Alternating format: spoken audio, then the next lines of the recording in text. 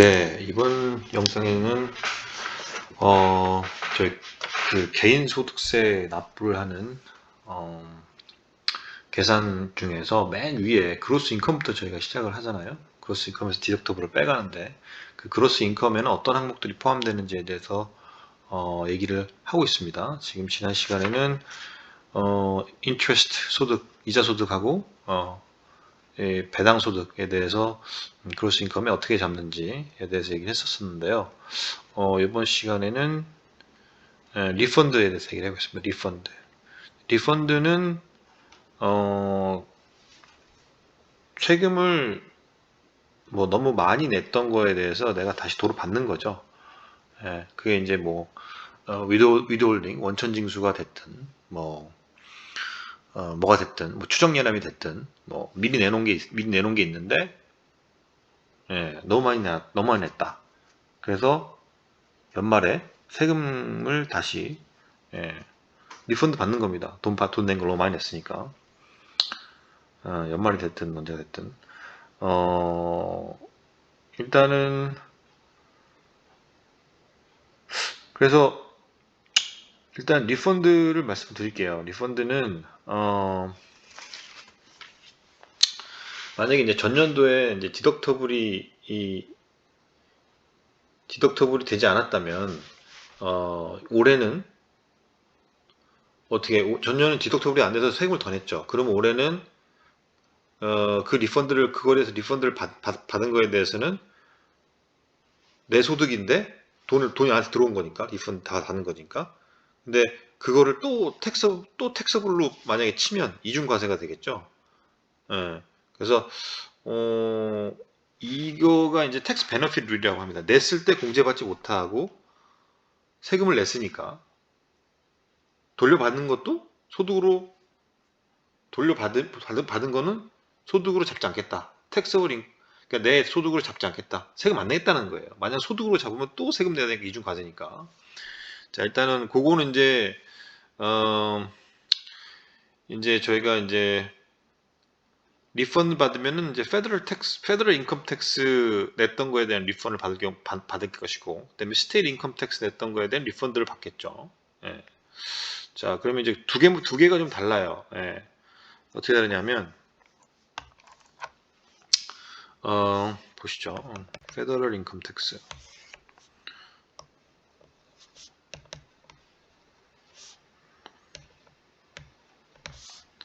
그다음에 스테이트 인컴 텍스.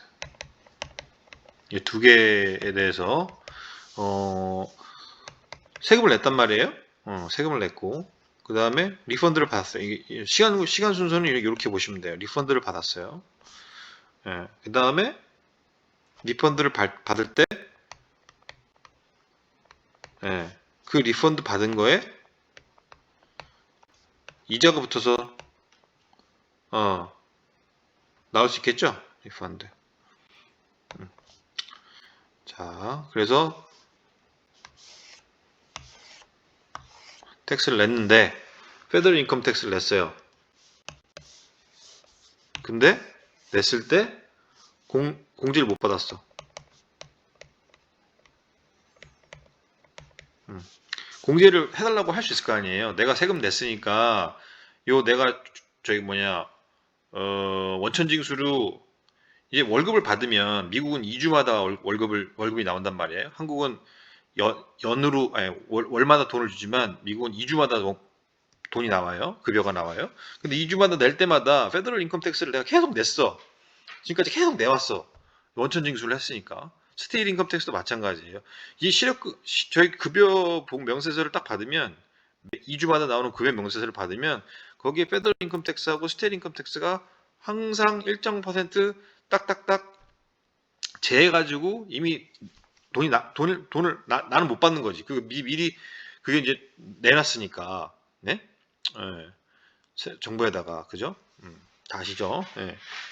금융공사에서 보시면은 그렇게 이제 페더럴 인컴 텍스 얼마 나가고 스테이트 인컴 텍스 얼마 나가고 텍스 제하고 이렇게 돈을 받을 거 아니에요.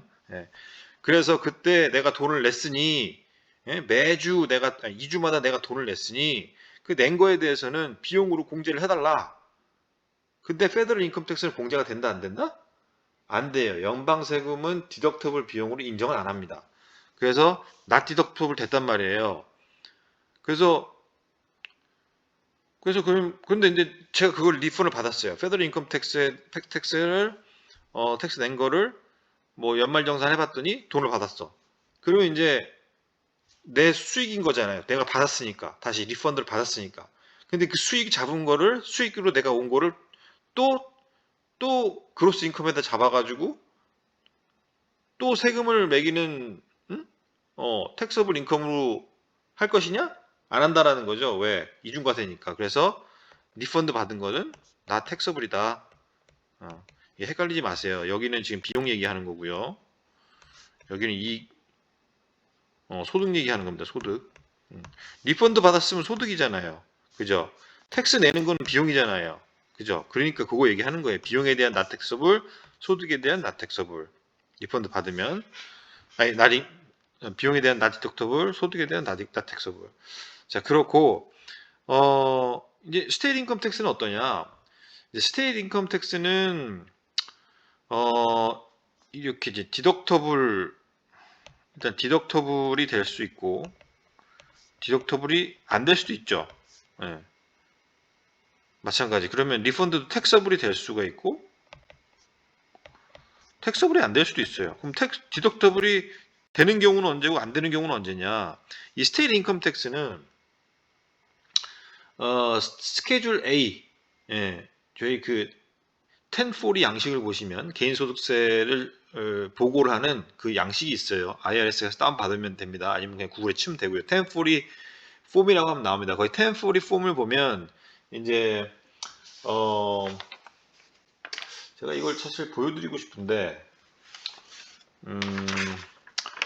이제 스케줄이 뭐 1번부터 뭐 줄을 있습니다. 제가 지금 제 손에 들고 있기는 한데 스케줄 1번부터 스케줄 6번까지 있고 그 다음에 스케줄 6번이 끝나면 다시 스케줄 A부터 쭉 가가지고 뭐 스케줄 SE 스케줄 SE까지 있어요. 스케줄 SE, 스케줄 F, A부터 F, SE까지 쭉 있습니다. 그래서 여기에 보시면 이 주정부세는 스케줄 A의 아이템마이즈 디덕션에서 공제를 해줘요. 아이템마이즈 디덕션. 지금 제가 아이템마이즈 디덕션이 뭐냐고 물어보시는 분 뒤에 제가 이미 다른 영상에서 그 개인소득세 포뮬라를 첫 강의 했던 게 있습니다. 그걸 보시면 됩니다. 아이템마이즈 디덕션에서 공제가 되는데 이 아이템마이즈 디덕션으로 공제가 될 수도 있지만 스탠다드 디덕션으로 공제가 될 수도 있죠. 스탠다드 디덕션이 더 크면 스탠다드 디덕션으로 공제를 받겠죠. 그래서 디덕터블 됐다는 거는 아이템마이 디덕션이 스탠다드 디덕션보다 더 커서 아이템마이 디덕션을 받았다라고 하면 디덕터블인 거고, 스탠다드 디덕션이 아이템마이 디덕션보다 더 커가지고 스탠다드 디덕션으로 디덕터블 됐다. 그러면은 이제 그게 이제 이 스테이트 인컴 텍스는 디덕터블 안 된 거죠. 왜? 스테이트 인컴 텍스는 스탠다드 디덕션에 들어가는 게 아니고 아이템마이 디덕션이 들어가니까. 자, 이거 제가 하는 말 이해가 가셔야 되는데 전 영상을 보시면 이해가 되실 거예요. 그 인컴 텍스 포뮬라 가만 보시면은 제가 설명해 놨으니까 인디비주얼 인컴 텍스 포뮬라 그 영상 있습니다.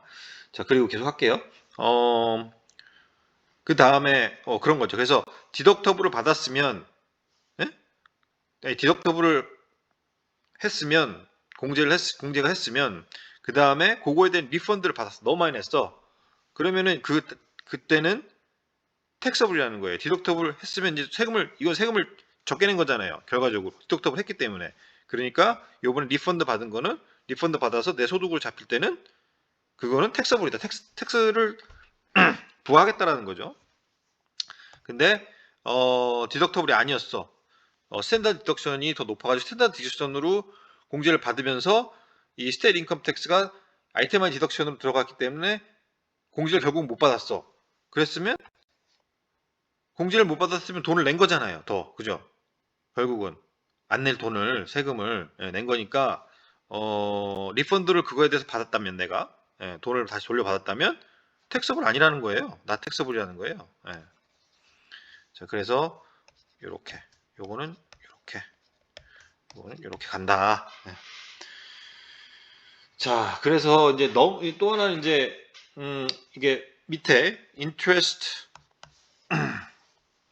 리펀드를 받을 때 예, 이자가 붙을 수 있죠. 거기에 거기에 이자가 붙으면 어떻게 한다?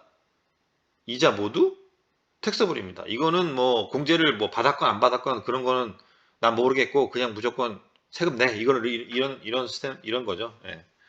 그래서 둘 다 택서블입니다. 예. 둘 다 택서블이라는 거. 자, 뭐 이 정도 얘기했으면은 된 것 같습니다. 예.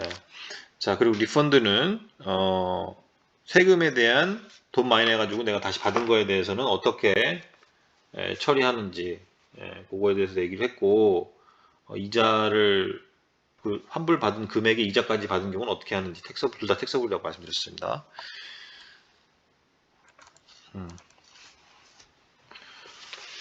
아,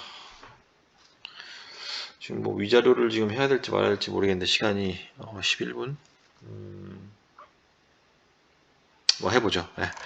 자, 그러면 이번에는 이제 위자료 받은 것도 내 소득이잖아요. 예.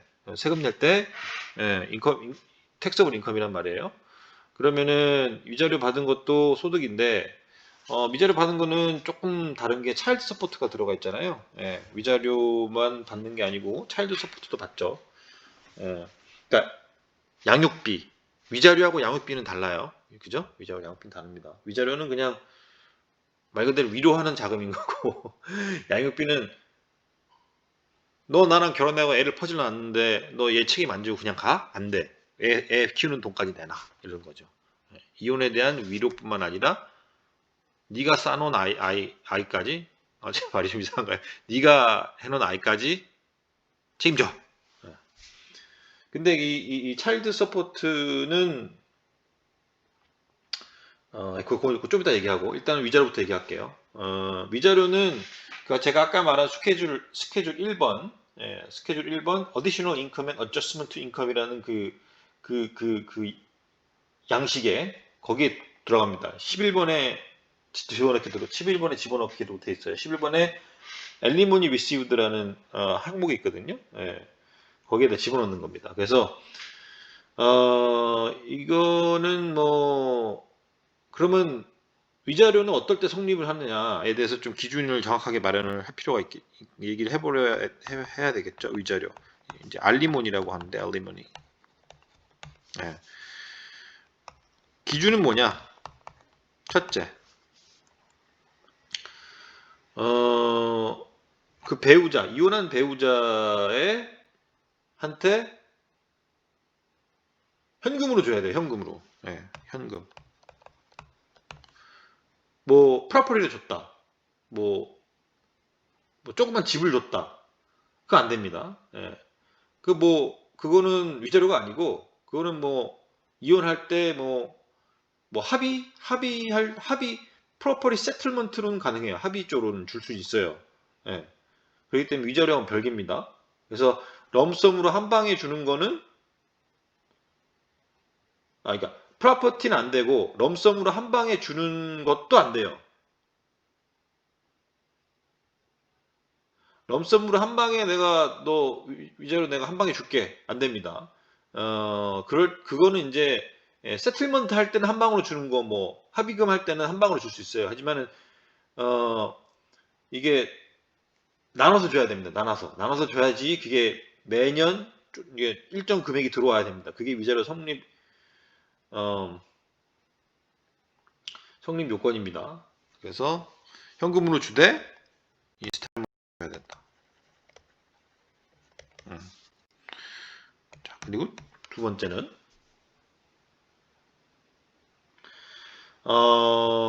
일단은 written agreement가 있어야 돼요. written agreement. 예, 문서로 남겨놔야 됩니다. 합의 사항을 양쪽의 합의 사항을 문서로 승인된 문서로 도장 찍고 사인하고 뭐 그런 문서로 남겨놓은 걸로 가지고 그걸 근간으로 예, 위자료가 받아야겠죠. 예. 그 다음에 세 번째는 이게 내가 남자가 여자하고 이혼을 해가지고 부인이 만약에 사망을 하면 부인한테 위자료는 더 이상 이제 끝나는 거죠. 예, 뭐 주상 없잖아요. 그리고 만약에 부인이 재혼을 했다. 그러면 그 남자도 위자료를 이제 줄 필요가 없는 거죠. 예, 그때 그럼 끝나는 겁니다. 위자료는 죽거나 사망하거나 재혼을 하면 예, 거꾸로도 마찬가지고 사망하거나 재혼하면 이제 그걸 위자료는 끝난다는 거. 그리고 같은 집에 살고 있으면 안 돼요.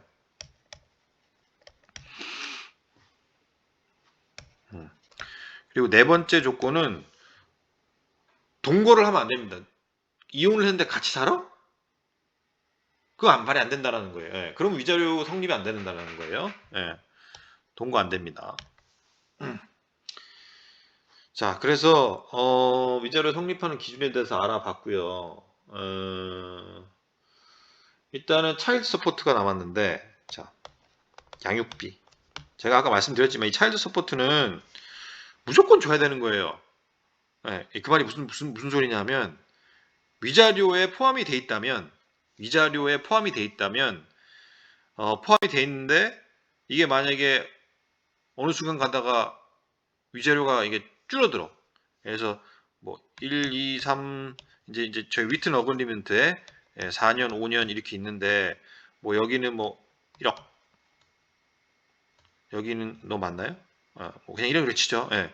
갑부여가지고 위자료를 많이 준 1억 1억 1억 이렇게 하다가 갑자기 여기 뭐 5천만 원으로 뚝 떨어졌어. 5천만 원. 5천만 원. 이렇게 주는 걸로 리튼 어그리먼트에 돼 있어요. 예? 리튼 어그리먼트 이렇게 돼 있어. 왜 갑자기 이렇게 뚝 떨어졌어요. 절반으로 뚝 떨어진 거잖아요. 그런데 여기 그 양육비가 예를 들어서 3천만 원 있었어. 그럼 여기는 이제 위자료가 7천만 원이고 양육비가 3천만 원이잖아요. 이 3천만 원은 안 바뀌어요. 여기 1억에서 5천만 원으로 3년에서 4년치에 갈 때 뚝 떨어졌잖아요. 그러면 이 5천만 원 중에서 양육비는 3천만 원인 거고 계속 위자료가 2천만 원으로 되는 거예요. 그럼 위자료는 7천에서 2천으로 확 깎였죠. 그러니까 이렇게 깎이더라도 위자료에서 깎아야지 양육비에서는 깎을 수 없다는 거예요. 그리고 내 택서블 인컴으로 잡는 거는 양육비는 택서블 인컴으로 잡지 않고 위자료만 잡아야 된다는 겁니다. 예. 그러니까 4년째는 위자료 3천만 내 택서블 인컴으로 그로스 인컴으로 잡으면 되겠죠. 예. 그 얘기를 말씀드리고 싶었던 거고 근데 이제 그러면 내가 받은 사람에 대해서는 얘기를 다 했는데 그럼 준 사람은 어떻게 해야 되냐? 준 사람은 공제받을 수 있느냐? 준 사람은 공제 못 받습니다. 예, 준 사람은 공제 못 받아요. 제가 말하는 건 이제 제가 말하는 거는 제가 말하는 게 공제 못 받는다는 게 이제 양육비에 관해서 말씀을 드리는 거고 양육비는 준 사람 공제 못 받습니다. 위자료 준 사람 양육비 not deductible. 이게 딱 생각을 해봐도 야 네가 당연히 해야 된다라는 거죠. 너 때문에 이혼을 하게 됐는데 네가 양육비를 안 줘? 네가 당연히 양육비를 줘야 되는데 그걸 세금을 양육비 냈다고 그거를 공제받으려고 그래? 안 된다라는 거 그것도 세금 내. 이런 거죠. 예. 그리고 준 사람은 뭐 그 대신 위자료 같은 경우는 위자료를 줬다. 내가 준 사람이다. 위자료 같은 경우는 이거는 디덕터블입니다. 이거는 디덕터블. 어디에다 디덕터블 하느냐? above the line deduction 디덕터블 항목이에요. above the line deduction. 예. 제가 디덕션 하는 게 방법이 여러 가지가 있잖아요.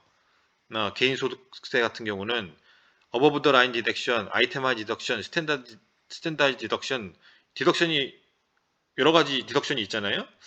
그 중에 어버브 더 라인 디덕션으로 위자료를 준 사람은 디덕더블 할 수가 있다. 자, 이거 제가 뭔 디덕터블 자꾸 뭐라고 씹어 쌌노 이러시면 다시 전 영상, 다른 영상 가셔서 제가 개인 소득세 포뮬러 설명할 때 했던 얘기를 글을 들으셔야 됩니다. 자, 오늘은 그래서 여기까지 감사합니다.